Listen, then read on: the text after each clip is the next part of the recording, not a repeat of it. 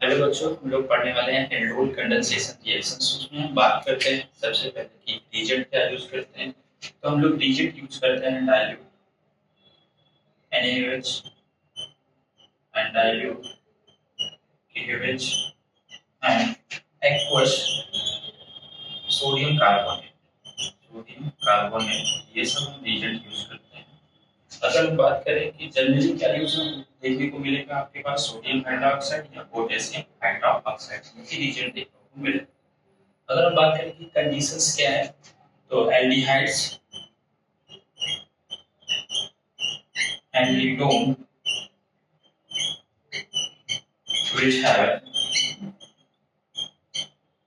which have alpha hydrogen alpha hydrogen ऐसे aldehyde और ketone जिसमें अल्फा हाइड्रोजन प्रेजेंट होगा वही आपका एल्डोल कंडेंसेशन रिएक्शन शो करेगा।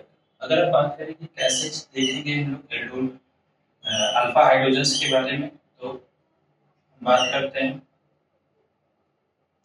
अगर हम बात करें कि ये आपके पास कार्बोनिल ग्रुप है, इस कार्बोनिल ग्रुप के जस्ट एडजेसेंट पोजीशंस का जो कार्बन वो क्या होना चाहिए आपके पास sp3। ये इंपॉर्टेंट बात है कि जस्ट एडजेसेंट पोजीशंस वाला कार्बन क्या होना चाहिए sp3, और sp3 से जो कार्बन लगा होगा उसको क्या बोलेंगे हम लोग अल्फा कार्बन। ये जो अल्फा कार्बन इससे जो लगा हुआ H है उसको क्या बोलेंगे हम लोग अल्फा हाइड्रोजन। क्या बोलेंगे हम लोग अल्फा हाइड्रोजन। फिर से देख लेते हैं सी डबल बॉन्ड ओ से जस्ट एडजेसेंट पोजीशंस का जो कार्बन लगा हुआ है वो क्या होना चाहिए sp3 हाइब्रिडाइज होना चाहिए। sp3 हाइब्रिडाइज होने की वजह से उसको क्या बोलेंगे हम अल्फा कार्बन बोलेंगे। वो अल्फा कार्बन से जो H लगा होगा उसको क्या बोलेंगे अल्फा हाइड्रोजन। जैसे आप एग्जांपल्स देखें कि कौन-कौन से कंपाउंड्स में आपके पास अल्फा हाइड्रोजन है। जैसे हमने कहा कि CH3 C double bond O and H। इस कंपाउंड में चेक करें तो ये क्या है आपके पास sp3 हाइब्रिडाइज। sp3 हाइब्रिडाइज होने के साथ-साथ ये क्या है इसमें T3 अल्फा H है। तो ये क्या करेगा आपके पास यहाँ पे एल्डोल कंडेंसेशन रिएक्शन शो करेगा। नेक्स्ट अगर हम बात करें CH3 C double bond O and CH3, इसमें अगर बात करें तो ये भी क्या है आपके पास sp3 हाइब्रिडाइज है और ये भी sp3 हाइब्रिडाइज है। तो ये भी एल्डोल कंडेंसेशन रिएक्शन शो करेगा। नेक्स्ट अगर हम बात करें कि CH3 CH2 C double bond O and H, इसकी बात करें तो यहाँ पे भी क्या है आपके पास ये sp3 हाइब्रिडाइज है। तो ये भी एल्डोल कंडेंसेशन रिएक्शन शो करेगा। तो ये जो भी एग्जांपल मैंने लिखा है ये एल्डोल कंडेंसेशन रिएक्शन शो करेगा क्योंकि इसमें क्या है अल्फा हाइड्रोजन प्रेजेंट है। अगर हम बात करें कि नेक्स्ट एग्जांपल जिनमें अल्फा हाइड्रोजन प्रेजेंट नहीं है, जैसे हमने कहा फॉर्मेल्डिहाइड, फॉर्मेल्डिहाइड में अल्फा कार्बन ही प्रेजेंट नहीं है तो अल्फा हाइड्रोजन की बात ही नहीं करेंगे। नेक्स्ट अगर हम बात करें तो बेंजील्डिहाइड की बात करते हैं। बेंजील्डिहाइड CH2 दिस, ये अगर बात करें तो ये हाइब्रिडाइजेशन क्या है इसका sp2 हाइब्रिडाइज। ये sp2 हाइब्रिडाइज होने की वजह से ये भी आपका एल्डोल कंडेंसेशन रिएक्शन शो नहीं करेगा। नेक्स्ट अगर हम बात करें कि डाइफिनाइल की बात करते हैं, दोनों साइड आप इसमें बात करें तो ये भी sp2 ही हाइब्रिडाइज है और ये भी क्या है आपके पास sp2 हाइब्रिडाइज है। तो ये भी एल्डोल कंडेंसेशन रिएक्शन शो नहीं करेगा। ठीक है, ये एल्डोल कंडेंसेशन रिएक्शन शो नहीं करेगा और ये एल्डोल कंडेंसेशन रिएक्शन शो करेगा। ठीक है, जैसे कि हमने देखा कि आपके पास जब अल्फा हाइड्रोजन होगा तभी एल्डोल कंडेंसेशन रिएक्शंस क्या करेगा प्रोसीड करेगा। तो उसका अगर हम रीजन जाने कि अल्फा हाइड्रोजन होने का रीजन की वजह से ही क्यों रिएक्शंस हो रही है, तो हम देखते हैं CH दिस एंड ये रिएक्शंस किस मीडियम में हो रही है आपके पास बेसिक मीडियम में रिएक्शंस इस मीडियम में हो रही है बेसिक मीडियम में। तो जो ये वाला जो आपके पास अल्फा पोजीशंस वाला H है वो किस नेचर का काम करता है एसिडिक नेचर का काम करता है। एसिडिक नेचर का होता है, एसिडिक नेचर का होता है। उसका रीजन क्या है कि जैसे इसने इसको उड़ा दिया तो क्या बन गया आपके पास यहाँ पे CH negative charge and C double bond O and H। अगर हम बात करें कि जो नेगेटिव चार्ज है इसको स्टेबल कर रहा है ये EWC इलेक्ट्रॉन विड्रॉइंग ग्रुप के तरीके से ये काम करेगा, या तो हम इसको दूसरी तरीके से ये कह सकते हैं कि ये रेजोनेंस स्टेबलाइज ये क्या है आपके पास यहाँ पे रेजोनेंस स्टेबलाइज है, तो क्या फॉर्मेशन हो जाएगा CS2 double bond COO minus NH। तो एक तरीके से हम ये बात करें कि EWG की तरीके से, क्योंकि नेगेटिव चार्ज जितना ज्यादा स्टेबल होगा उतना ज्यादा एसिडिक नेचर का होगा, और ये रेजोनेंस की वजह से भी स्टेबिलिटी हो रही है। अब नेक्स्ट हम बात करते हैं कि इसके आगे क्या प्रोसीजर है कि जो नेगेटिव चार्ज है वो कैसे यहाँ पे अटैक करता है। तो यहाँ पे हम न्यूक्लियोफिलिसिटी कंपेयर करें, न्यूक्लियोफिलिसिटी अगर हम कंपेयर करें कि ये इसका रेजोनेटिंग स्ट्रक्चर्स, तो हम यहाँ पे बात करेंगे CS2 minus C double bond O and H, और यहाँ पे हम बात करें CS2 double bond O and O minus and H। इन दोनों में अगर बात कर रहे हैं यहाँ पे कार्बन पे नेगेटिव चार्ज, यहाँ पे ऑक्सीजन पे नेगेटिव चार्ज। जो कार्बन में नेगेटिव चार्ज है वो अनस्टेबल है, ऑक्सीजन पे जो नेगेटिव चार्ज है वो स्टेबल है एज कंपेयर टू कार्बन।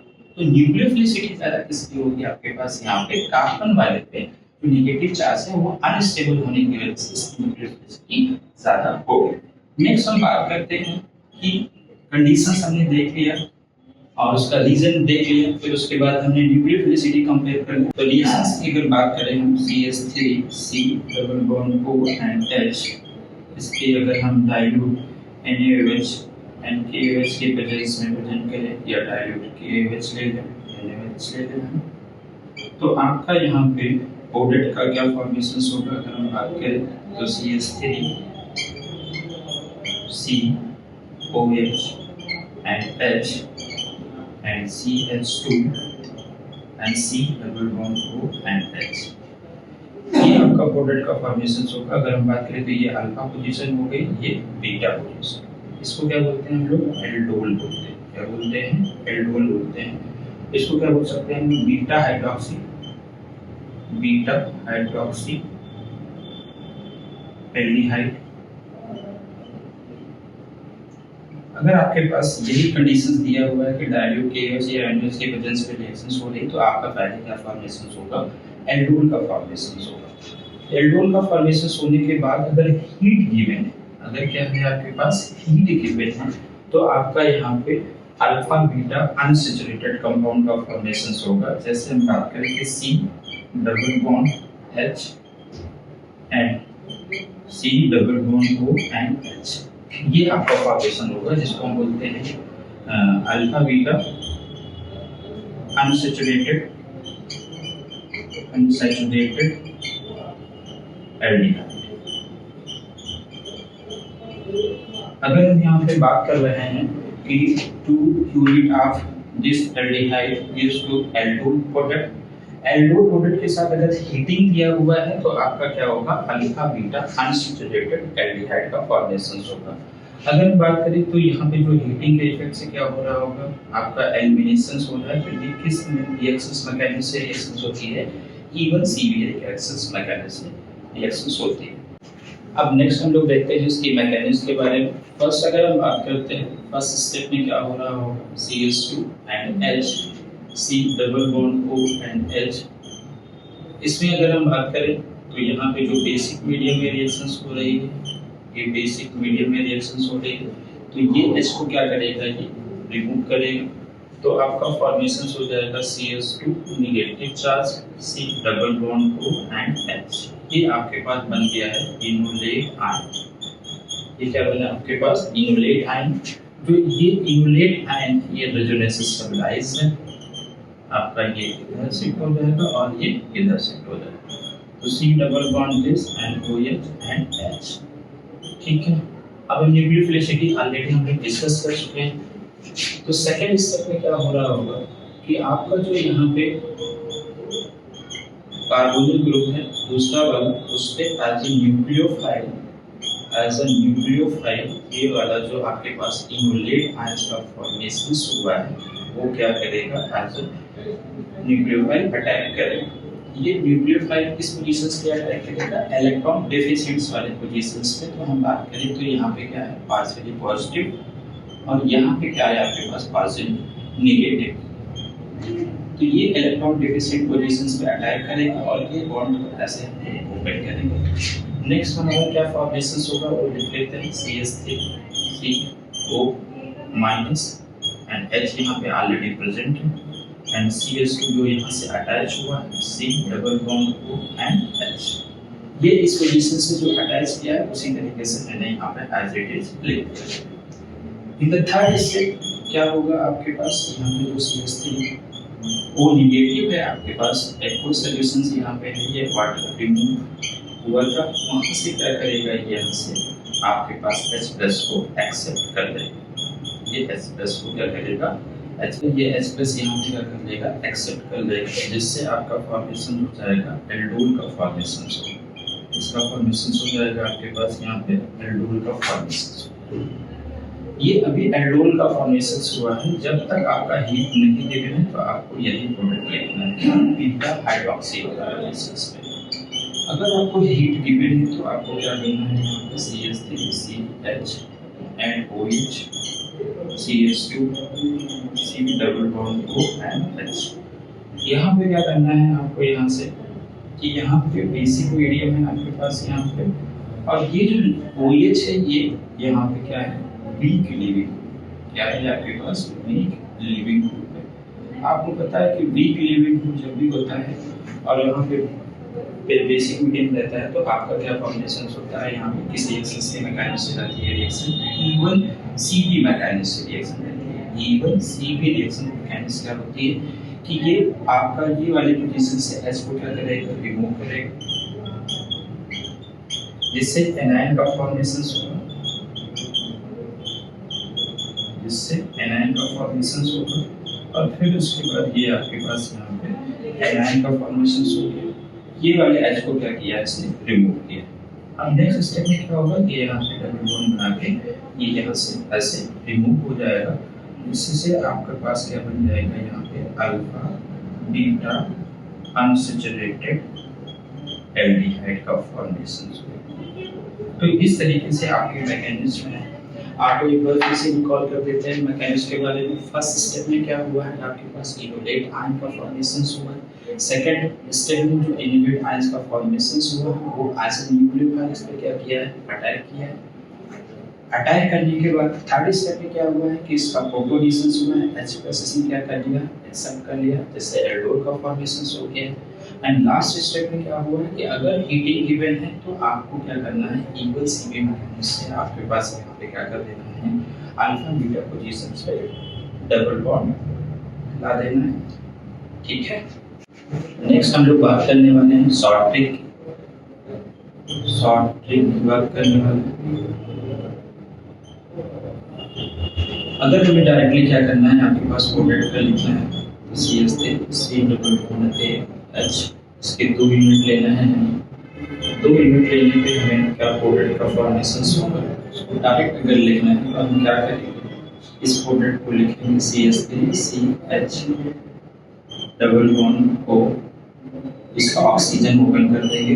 दूसरा वाला जो आपके पास यहाँ पे कार्बोनिल ग्रुप है उसका जो अल्फा H है उसको ओपन करके लिखेंगे,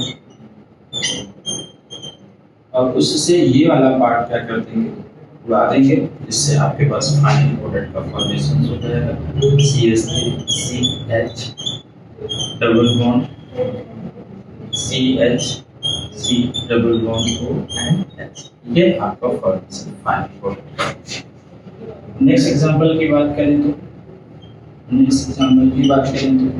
जैसे हमने लिया है आपके पास C double bond cyclic ketone ले लिया हमने, इसके 2 यूनिट ले लिया आपको, तो आपका प्रोडक्ट का जो फॉर्मेशन होगा ये फॉर्मेशन होगा।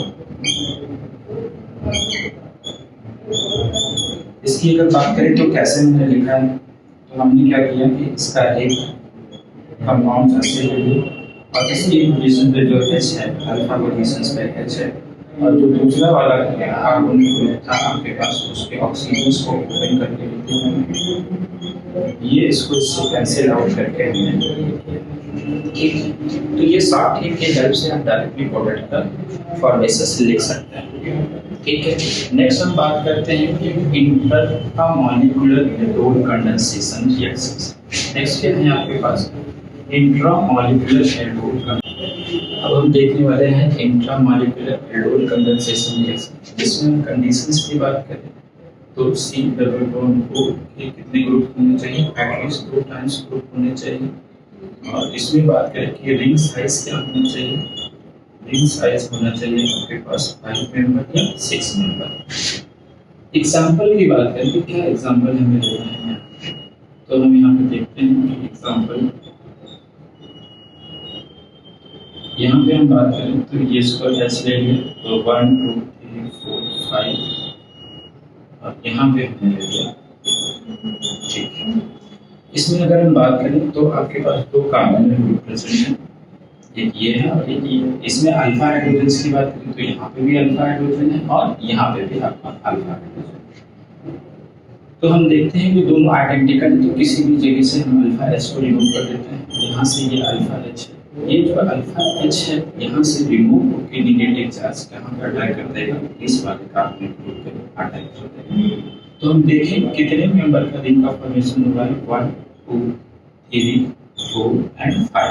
5 मेंबर्स रिंग का क्या होता है यहाँ पे फॉर्मेशन हुआ है। तो पहले हम क्या करते हैं, यहाँ पे 5 मेंबर का रिंग का फॉर्मेशन करते हैं।